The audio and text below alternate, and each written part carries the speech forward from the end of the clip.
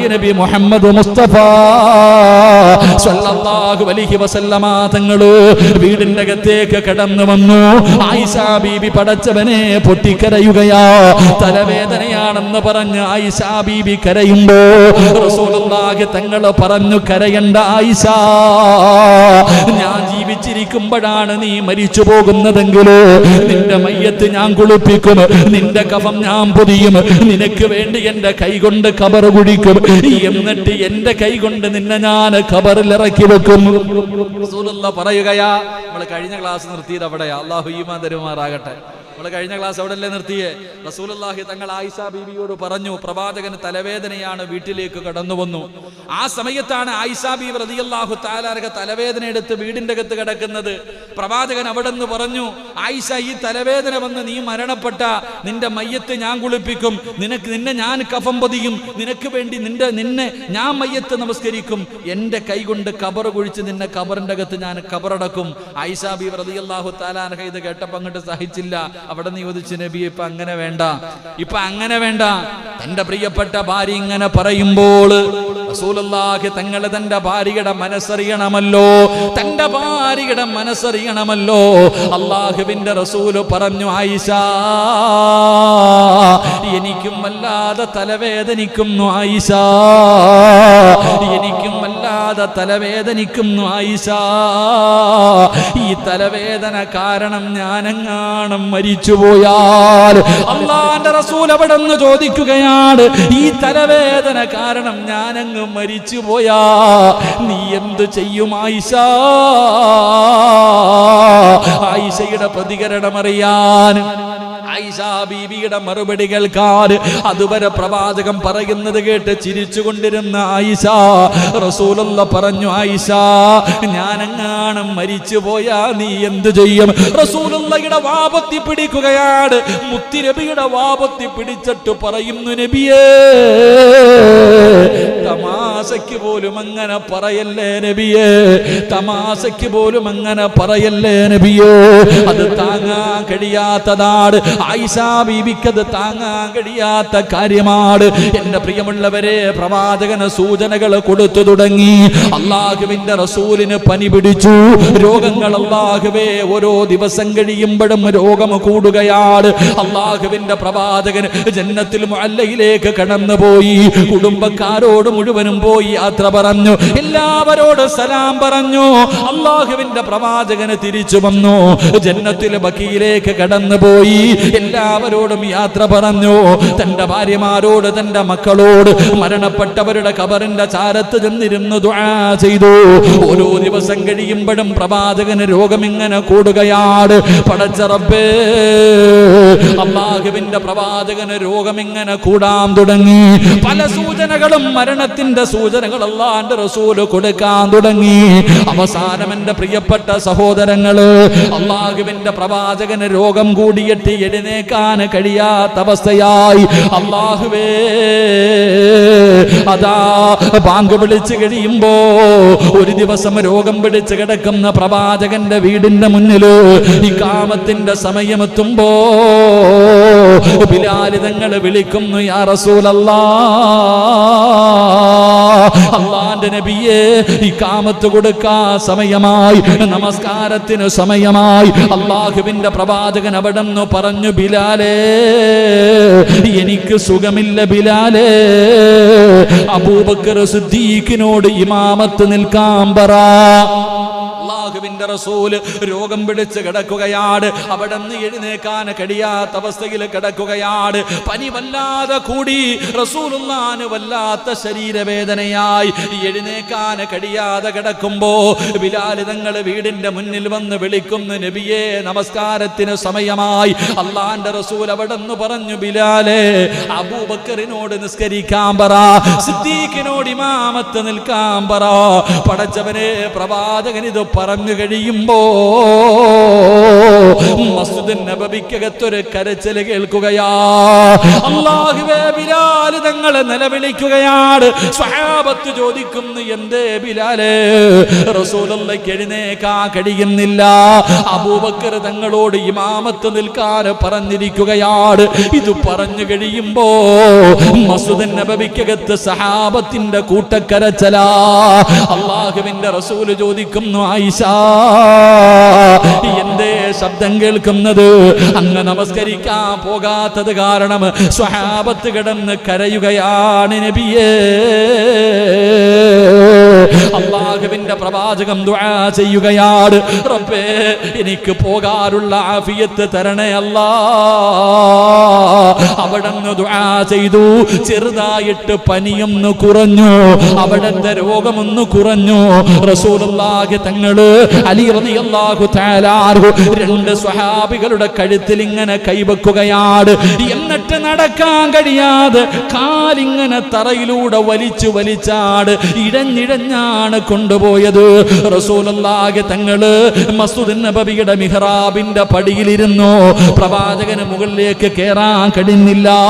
ആ പടിയിലിരുന്നിട്ട് അല്ലാഹുവിന്റെ റസൂൽ അവിടുന്ന് സ്വഹാബത്തിനോട് പറഞ്ഞു, സ്വഹാബാ, എനിക്ക് നിങ്ങളോടൊരു കാര്യം പറയാനുണ്ട്. അവിടുന്ന് പ്രവാചകൻ ചില ഉപദേശങ്ങൾ കൊടുത്തു.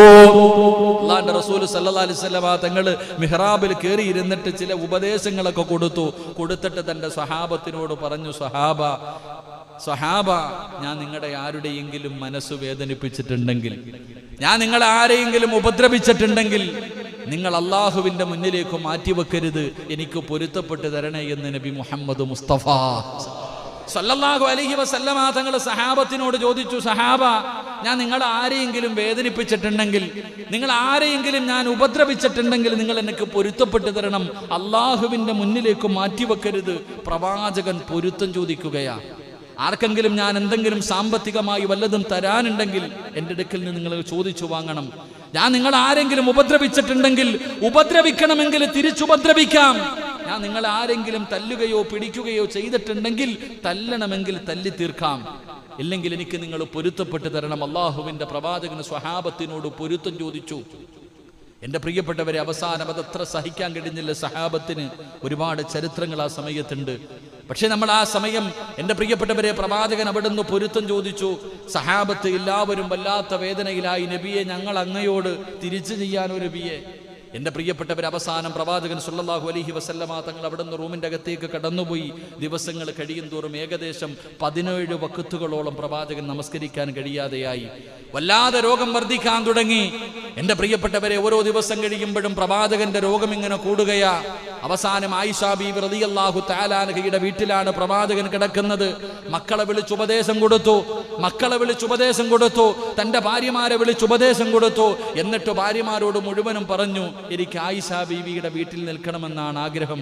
ഭാര്യമാരെല്ലാവരും സമ്മതം കൊടുത്തു. മഹാനായ പ്രവാചകൻ സല്ലല്ലാഹു അലൈഹി വസല്ലമ തങ്ങൾ ആയിഷ ബീവിയുടെ വീടിൻ്റെ അകത്ത്, എൻ്റെ പ്രിയപ്പെട്ടവരെ, പരിശുദ്ധമായ റബീഉൽ അവ്വൽ ദിവസങ്ങൾ കഴിയാൻ തുടങ്ങി. റബീഉൽ അവ്വൽ 12, എൻ്റെ പ്രിയപ്പെട്ടവരെ, മഹാനായ നബി മുഹമ്മദ് മുസ്തഫ സല്ലല്ലാഹു അലൈഹി വസല്ലമ തങ്ങൾക്ക് പെട്ടെന്ന് രോഗം കൂടി. പ്രവാചകൻ രോഗം പിടിച്ച് കിടക്കുമ്പോൾ തൻ്റെ പ്രിയപ്പെട്ട പൊന്നാര മകളായ മഹ്ദി ഫാത്തിമ ബീവി റളിയല്ലാഹു തആല അൻഹ വാപ്പാനെ കാണാൻ വന്നു.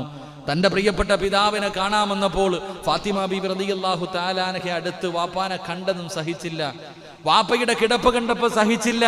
ഫാത്തിമ ബീവി റളിയല്ലാഹു തആല അൻഹ തൻ്റെ വാപ്പാടെ ചാരത്ത് വന്നിട്ട് നിലവിളിക്കുകയാ, കരയുകയാ. തൻ്റെ പൊന്നാര മകള് കരയുന്നു.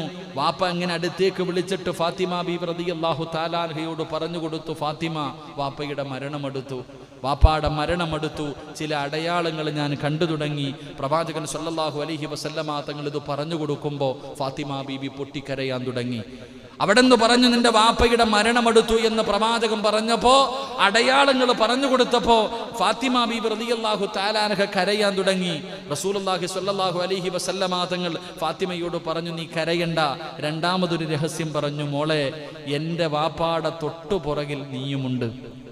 വാപ്പ മരണപ്പെട്ടു കഴിഞ്ഞാൽ ആ വാപ്പയുടെ തൊട്ടുപുറകിൽ എൻ്റെ കുടുംബത്തിൽ നിന്ന് ആദ്യമായിട്ട് മരിക്കുന്നത് നീയാ.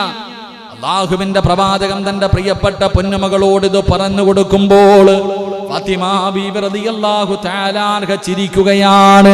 എന്റെ പ്രിയപ്പെട്ടവരെ, അത് വല്ലാത്ത ഒരു ചിരിയായിരുന്നു. അല്ലാഹുവേ, ബാപ്പാനെ വല്ലാതെ സ്നേഹിച്ച മകളാണ് ഫാത്തിമ ബീബി റളിയല്ലാഹു തആല അൻഹ.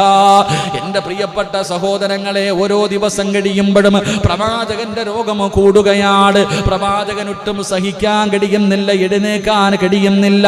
വല്ലാത്ത പ്രയാസത്തിലായി. പടച്ചവനെ, സ്വഹാബാക്കളൊക്കെ വല്ലാത്ത വിഷമത്തിലാ.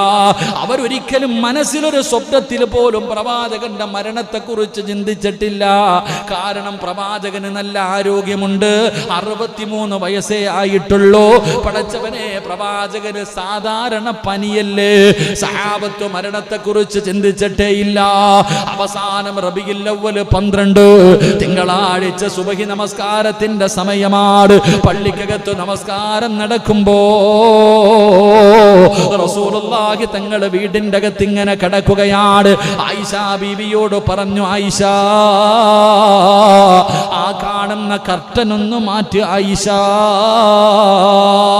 വീടിന്റെ അകത്ത് ജനലിട്ടിരിക്കുന്ന കർട്ടനങ്ങ് മാറ്റുമ്പോ റസൂലുള്ളാഹി തങ്ങൾ സഹാബത്തിനെ നോക്കുകയാണ്. പ്രവാചകന് സ്വഹാബത്തിനെ നോക്കുകയാണ്. സ്വഹാബികൾ പറയുന്നുണ്ട്, പ്രവാചകന്റെ മുഖത്ത് വല്ലാത്ത പ്രകാശമായിരുന്നു.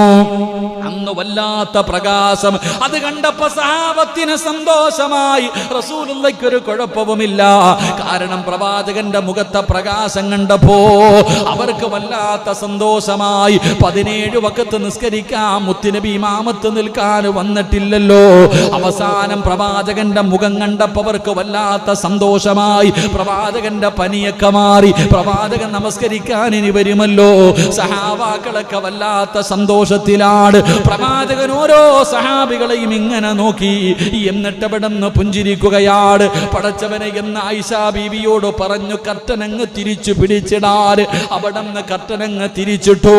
സഹാബത്ത് മുഴുവനും പ്രവാചകന്റെ രോഗമൊക്കെ മാറിയെന്ന് കരുതിയിട്ട് എല്ലാവരും പള്ളിയിൽ നിന്ന് പുറത്തുപോയി. ഒരുപാട് ദിവസങ്ങളായി പള്ളിയിൽ തന്നെയാണ്. സഹാബാക്കളൊക്കെ അവരുടെ വീടുകളിലേക്ക് പോയി. അബൂബക്കർ സിദ്ദീഖ് തങ്ങൾ തന്റെ കുടുംബത്തിലേക്ക് പോയി. എല്ലാവരും പോയി കഴിയുമ്പോ എന്റെ പ്രിയപ്പെട്ടവരെ, ചരിത്രം പറയുകയാണ്, ഒരു 10 മണി 11 മണി ആ സൂര്യന്റെ ചൂട് വരുന്നതിന് സമയമെടുത്തപ്പോ, ളുഹാന്റെ സമയമെത്തിയപ്പോ 10-11 മണിയായി. അള്ളാന്റെ റസൂലിന് പെട്ടെന്നങ്ങ് പനി കൂടുകയാണ്. പ്രവാചകന് പെട്ടെന്നങ്ങ് പനി കൂടി. അല്ലാഹുവേ, ആയിഷ ബീവിയുണ്ട്, ഫാത്തിമ ബീവി